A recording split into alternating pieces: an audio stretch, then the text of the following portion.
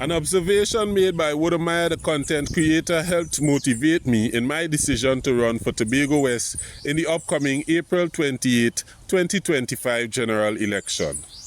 The Guardian said that Tobago was like an African city in Trinidad and Tobago. Whilst conflicts are intensifying along socio-economic lines, we must remain united as a people in this rapidly changing world. Internally, domestically, and internationally, Tobago must stand as a beacon of sovereign resilience, especially in this 100th year of democracy as practiced through general elections.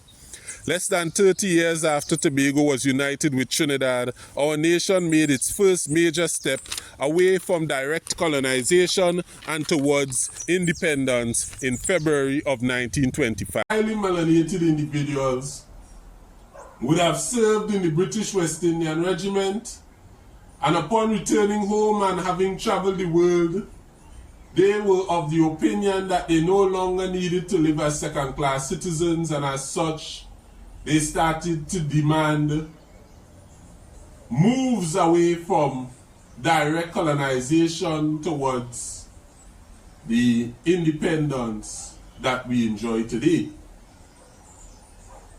By 1945, they demanded it again after World War II because of the power shifts that took place with the international conflict.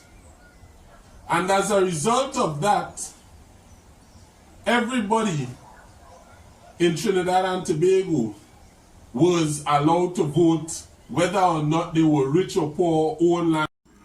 Poor people were not allowed to vote in our nation's first general elections, but power dynamic shifts provoked by returning British West Indies soldiers who served around the planet in the First World War created a trajectory for the evolution of democracy whereby almost every adult was allowed to vote by 1946. The year before our first adult suffrage election, World War II had just concluded, and many disenfranchised people in our nation realized that another round of power shift negotiations had begun.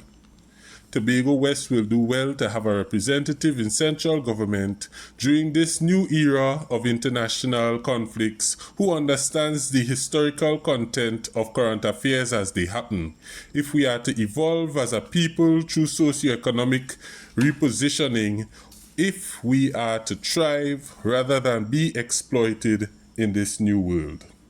Important decisions will have to be made with zero delay. I once called on Tobagonians to join me in protest at Crown Point immediately after discovering that one particular family was being put out of their home prematurely by employees of China Railroad Construction Company without proper compensation. And Mr. George, before we get into our conversation, you've just viewed what's happening there down at Bon Accord with these residents who are being told that they have to evict today, their homes are going to be destroyed today. As a member of the Civil Net, what are your perspective on what's happening? I want to cry right now. That is the honest gospel truth. I want to cry right now because that is such a huge injustice that is taking place in Canaan. When I leave here, I'm going to go straight down there. I did not know this was going to happen. So if even physically you could have human beings there to show, well, yes, these people are being supported and we as Tobagonians are not going to tolerate this injustice. As the 2025 Tobago West Member of Parliament in waiting, I have trained myself to recognize exactly when to make strategic moves to effect maximum positive change around myself. I once forced the Tobago House of Assembly to finally fix all field strays in lowlands less than 1 week after I made a video of myself counting 49 potholes on less than a mile of street leading to the electoral district office of the area assemblyman. Courtesy this archipelago of potholes. Watch the condition of all field strays. Before that, if you would like to be a part of this revolutionary movement, you can always call or WhatsApp 750-8369 or 484-6726.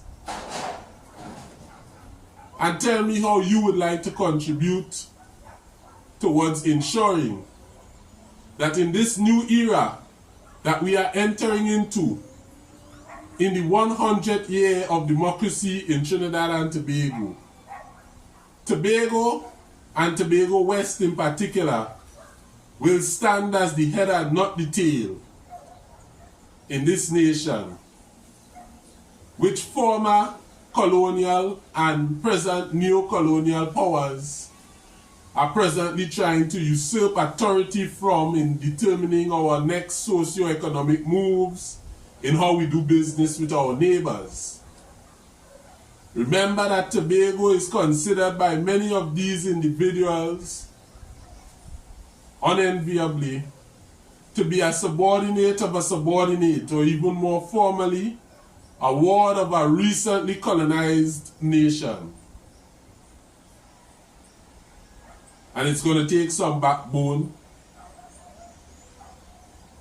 and the type of party politics that former members of parliament subscribe to, that has always paralyzed the positive change happening exponentially that is supposed to happen with democracy when the freedom of individual thought is not compromised for the individual within the greater unit. That kind of way of doing business would be highly inappropriate going forward, starting now.